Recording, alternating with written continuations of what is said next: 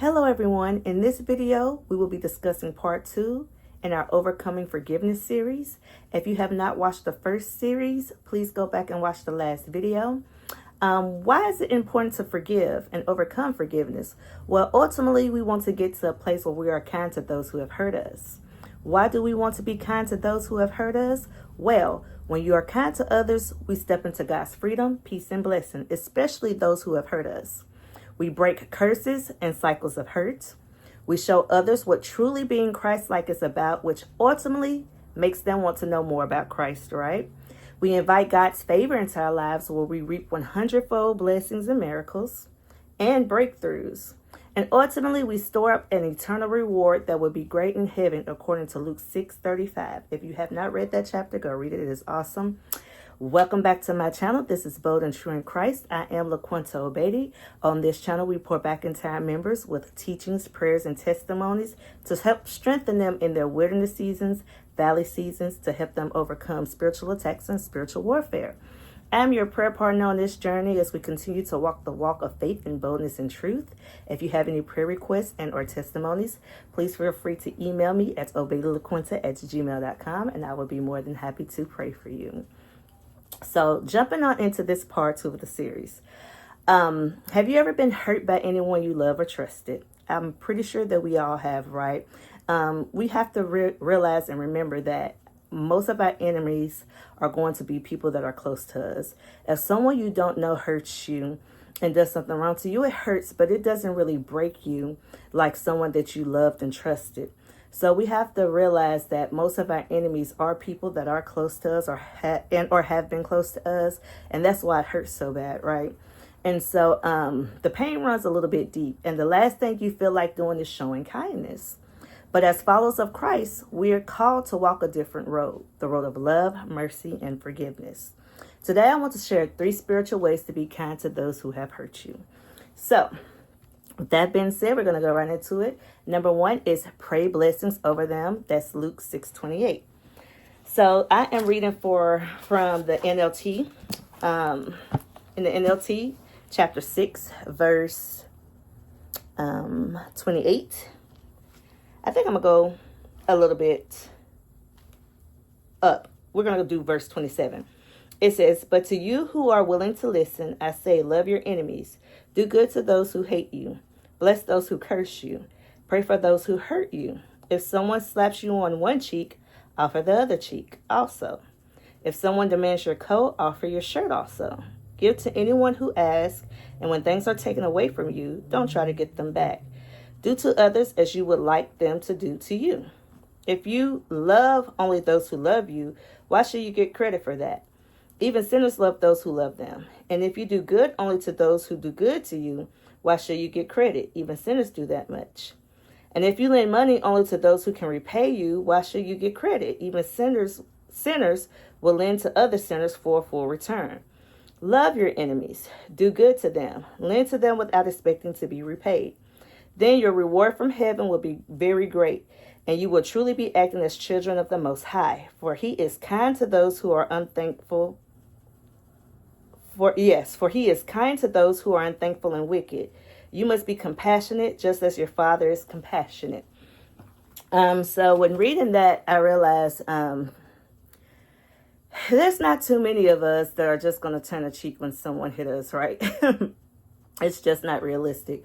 There's not too many of us that are going to allow God to step in and work out a situation where we've been wronged. He does say vengeance is mine. So He wants to come through and be able to show Himself in our situations. But a lot of times we don't allow Him to do that because we think that revenge is necessary. We think that an eye for an eye is necessary. We live in an era and a culture now where it's like, if you go low, my bar is in hell, right? Or I'm going to do to you what you did to me and then some. We just live in a culture now where there's no real compassion. There's no real empathy. There's no real love and grace. There's a lot of things going on culturally right now in our,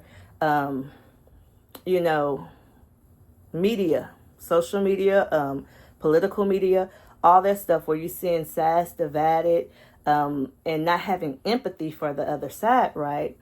And when you see these things, you just wonder, where did all the love go? Well, God is telling us to be kind to people who don't think like us, who do us wrong, who mistreat us. And although it's not easy, he says clearly in his word that he will repay you and reward you from heaven. Your reward from heaven will be great, which means that great is not mediocre. It's not just good. Great is something abundant. It's awesome. You're looking forward to it, right? So if you expect that great reward, you have to live like Christ, and you have to do what he's saying do. And he's saying be kind to those people. So what are applicable ways to do that? Well, first, number one is pray blessings over them. Like it said in Luke, pray blessings over your enemy. Speak blessings instead of curses. Align yourself with heaven's perspective. Over time, God softens your heart and maybe even theirs. When you think about it, a lot of people have been saved by the prayers of others. That's why you have intercessory prayer. That's why you have people reaching out and standing in the gap for other people. And that's what this prayer channel is ultimately about. That's why I created it. I wanted to stand in the gap and help pray for those who needed it, while I pray for myself and while I pray for my situation, but also the enemies and the people who have wronged me. And I want to lead by example. And in order to lead by example, I have to do the extraordinary, something that is not the norm, right? And for people who know my situation, know what's going on, you would look at my situation and you would say, I couldn't be her. I've heard people say, you're very strong. I couldn't be you, because of the tactics that I have chosen to take in order to allow God to fix my situation, right? There's probably one thing that I could have done that the world would have ran and did in my situation to fix it. But I just allowed it to just go directly into God's hand. And I said, God, change this person's heart. Do what you have to do. I'm not putting my hands in it, because only you can make this thing right. I know with my mind and with my emotions and the way that I go about thinking about stuff, it's just going to end up very, very ugly. So eventually, like I said, I will share that testimony. God is just not calling me to release that information yet. But just know you are not alone. There are serious situations where we are called to be stewards of our seasons. We are called to be lights. We are called to be examples. And we cannot be examples if we choose to react like the world. We have to love these people and be kind to these people and pray blessings over these people. And that's the easy part. Praying for someone is simple, right? You don't even have to, I would prefer you to mean it and want it, but sometimes, we're in our emotions, but there's power in the tongue. So even if physically and mentally you're not feeling what you're saying in that prayer, ultimately the universe that God created, the words won't return to us void and won't return to him void. So when we're speaking those words, ultimately, eventually we're going to line up to those words. And those people are going to be blessed or healed or whatever if we continue to pray for them. So just keep that in mind. Number 2, release them into God's hands, Romans 12:19. Kindness sometimes look like surrender. Instead of trying to get revenge or prove your point, you say, Lord, I release this person to you. This is powerful because it removes the burden of justice off your shoulders and places it back in God's hands. And while you release them, you keep your spirit free from bitterness. So I have an example of this, right? And it's funny because I was just talking about it today. I have friends who have serious road rage. They'll get cut off. You know how people be on the road because people can't drive these days. And they will curse the person out. They'll be on the phone with me, and all of a sudden you hear all these explicit words just come. And I've always been the person to say, they can vouch for me, please stop cursing these people out. For one, they can't hear you no way. They wonder up, they listen to their music. But on a serious note, though, most of the time, if that's our first reaction, then we don't have a spirit of peace, of calm. We don't have the spirit of Christ in us completely, because what comes pours out of the mouth comes from the heart. And if that's your first reaction when someone does you wrong, it's something as simple as getting cut off on the road, then you know that there's work to be done deep inside. And this is not me condemning them or anything. It just goes to show how much we have to work on, because I too was one of them people who I might not have had road rage, but I had problems in other areas. And there was this one time I was driving and my friend was in the car with me. I didn't let a car over because I didn't see them. They were in my blind spot. So they did that thing where you go real fast and then jump in front, and then went over into the next lane, and the lady started flicking me off. She shot me a bird. And I looked and I said, I am so sorry. I apologize. And I blew her a kiss. I don't know why I blew her a kiss. I just did. But I just wanted to show her that, I was sorry. I really didn't see that you were in my blind spot and was trying to get over. And so my friend looked at me and she was like, wow, I really wish I can react like that. I wish I had the patience to just, be kind to them when they do stuff like that to me. And I just told her, I was like, this is just something that I don't struggle with. Thank God. I struggle in other areas that I'm working on and I have worked on and I've had to work on. But I was like, I find it pointless when I react, because for one, they can't hear me. For two, most people are having bad days already too. They're trying to get to work. They're probably running late. Baby probably crying in the back seat. They probably made a mistake and didn't realize that someone was on the opposite side of it. It's a lot of things. Driving is very unsafe, unfortunately, but there's a lot of things that could be going on the road or in that person's life where they just make a simple mistake. And the last thing I want to do is be the person to add to their frustration and cause their day to be bad just because I couldn't give them grace in the moment where they made that mistake. And or, you cursed me out. If I can recall correctly, when I called up to the car, because we were ended up in traffic, she was just sitting right there and she was just looking forward and she was avoiding looking at me from that point forward. So, say I had reacted. She could have been over there still, mouthing off. I could have been mouthing off and something could have escalated. But we have to learn how to de-escalate situations. That's good. Release it into God's hands. Let him do the revenge aspect, because he's going to do a lot. The thing about revenge with God is that his revenge is not like ours, because he loves every single one of us, right? His revenge is still going to be in the form of mercy. Whereas when we want revenge, we want to do stuff that you can't take back, you can't get back, you can't undo. A lot of people had ended up in prison, ended up hurt, ended up dead just because of the fact that they couldn't calm their nerves and just de-escalate a situation, right? And so we want to learn how to do that in all aspects of life, but especially when it comes to your loved ones, because de-escalating a situation or showing love in a situation can cause a lot of problems not to occur. And unfortunately, sometimes us as Christ and us as believers, we have to be that example, especially if we're more mature in the faith and in the walk than other people around us. So we have to remember that. Okay, and number three.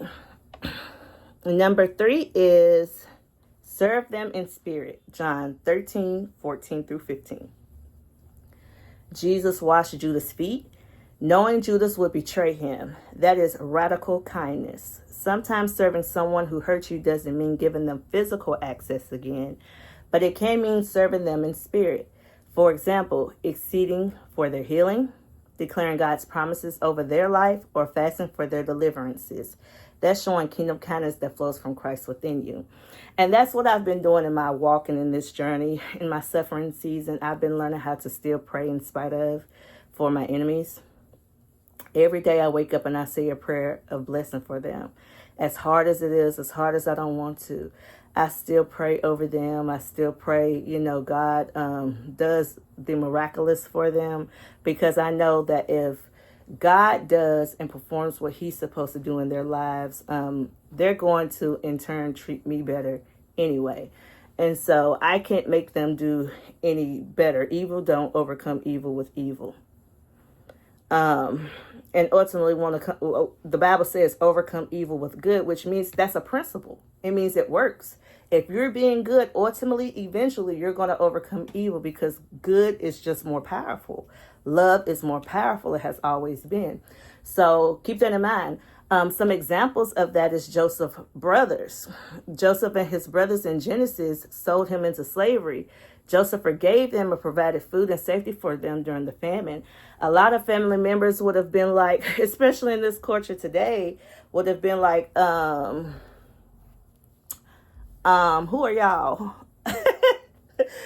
Do I know y'all? Like, they would have probably just kept the first part that Joseph did going, like when you see him in the movies, like tricking them and stuff like that. But on a serious note, though, um, it would have been like, I'm just going to leave that alone because I'm just thinking about some silly stuff right now. But the fact that he forgave them, is powerful. And because he was able to forgive them, and because he was able to bring, his family and their families back to where he was at, the line and the family and the different tribes of Israel continued, right? And so you have an example with David and Saul. Twice David spared King Saul's life, even though Saul was hunting him down to kill him. David chose mercy instead of revenge. How many of us can really choose mercy if a person's trying to kill us? Now, this is one of the examples as well where it was for Christ, but there's another example where Stephen the martyr, was getting murdered. And he stated, he prayed for those who was killing him, asking God not to hold the sin against them, right? And so a lot of us wouldn't do it, but you can understand Stephen's aspect because he's dying for Christ. He's dying for the law and all of that stuff, But when it comes to David, he had every right, I believe, in order to protect himself, in order to defend himself, because this man was literally around trying to kill him, right? But he said, I will not touch God's anointed, And so he respected the fact that God called him. And he did not choose to kill him. He had mercy on him. And what kind of example is that, in the future, where, this, like for us, he was put in a place where he could have did so much to this person. He had the wherewithal to do it, but he chose not to. And a lot of us might be in those situations right now where there's so much we can do to really hurt these people the way that they've hurt us. But we choose not to because we know our God is bigger. So it's so important to be the light, because ultimately they might not see it now, but in the future they're going to see how important and how real and how loving it was that we didn't take vengeance on them like we could have. So another example is Elisha in the Aramean army. I hope I pronounced that right. The army came to capture Elisha. God struck them with blindness. Instead of killing them, Elisha led them into Samaria, had them fed, and sent them home unharmed. The Good Samaritan. Jews and Samaritans were bitter enemies, but the Samaritans stopped to care for a wounded Jewish man when others had passed him by. And the ultimate, kindness being shown was Jesus on the cross. That's the ultimate example. While being crucified, Jesus prayed for his enemies. Father, forgive them, for they know not what they do. Do you understand how powerful and how much sacrifice that was? Not just the sacrifice of going through the physical part, but the mental part of understanding what he was doing, why he had to do it, and why it was important to still pray for these people that he loved that denied and rejected him. And so our family members, our enemies, our friends, our associates, our acquaintances, whoever it could be, these people who we feel owe us loyalty, owe us respect and love and kindness, but rejected us or hurt us or betrayed us or whatever the case may be, to be able to look at these people and say, forgive them, Lord, for they know not what they do. Because it all goes back to the point of us fighting, a spiritual battle, not a fleshly battle. And so when you think about that, you have to take the person away. You have to realize that they don't have the capacity at the time to realize spiritually what they're dealing with, what strongholds that Satan is allowing and that he's using to manipulate them so that they can manipulate us. They don't have the wisdom yet to get it. And us as believers who understand it, who get it, who can see the spiritual side of things, if we are more aware, God is going to hold us more responsible, and we are going to be more accountable to understanding that we shouldn't be taking vengeance on these people, because God loved them too. And by taking vengeance on these people or disrespecting them and not being kind to them, you're ultimately pushing them farther away from Christ too, to be honest. We do not want to be a stumbling block for people. There's going to be a lot of folk who enter into heaven and say, God, did I? We was discussing that today in a group setting. But anywho, you have to realize that there's going to be so many people that think that they did the right thing and just didn't. Let us do the right thing. Let us be kind and show love even when we've been hurt. So just to kind of go back and rewrap things up, pray blessings over them, release them into God's hands, and serve them in spirit. Whether it's praying for them, whether it's interceding for them, for their healing, fasting for them, and just showing kindness when they call you, when they text you, when they are around. You're still showing love. You're still being kind. It's as simple as that. Okay? And so with that being said, that is part 2 of the Overcoming Forgiveness and Being Kind to Those Who Have Hurt You series. If you have any questions, or if you've been in any situations where you have examples and want to share, please leave them in the comments. Feel free to like and share so that everybody can kind of learn and start getting the concept of what it really means to forgive people, what it really means to show kindness, and why it's important. Because ultimately, we're going to be rewarded regardless for it. So in closing remarks, when you choose the spiritual ways to show kindness, you're not being weak. A lot of people be like, you're a pick-me because you're choosing to be kind to your spouse who did you wrong, or, you should let them family members go. You don't have to be around family and all that stuff. You hear it all the time, but you're not weak in that. God wants you to do that. And if you truly believe his word and what he said, you're going to apply it and you're going to do what he tells you to do. You are being Christ-like, not weak. You're showing the enemy that his weapon of offense cannot stop the flow of love in your life. And remember, kindness isn't just about how you treat others. It's about guarding your heart and keeping yourself in God's presence, because the more you are kind and the more you let it flow out of your spirit and the more you do good things for people, even when they do wrong for you, it starts overpowering the heart. And what's in the heart pours out, right? And so we'll be able to speak a lot kinder to folk, and it'd be natural. And so we want to be like that. We want to get to that point. So with that being said, I hope you enjoyed the teachings. Please subscribe if you haven't subscribed already, if you like what you're seeing, so that you can be alerted when other videos drop to help encourage you along this spiritual journey. With that being said, I love you all. Have an awesome day and go do something good for somebody. God loves you and I love you too. Bye-bye.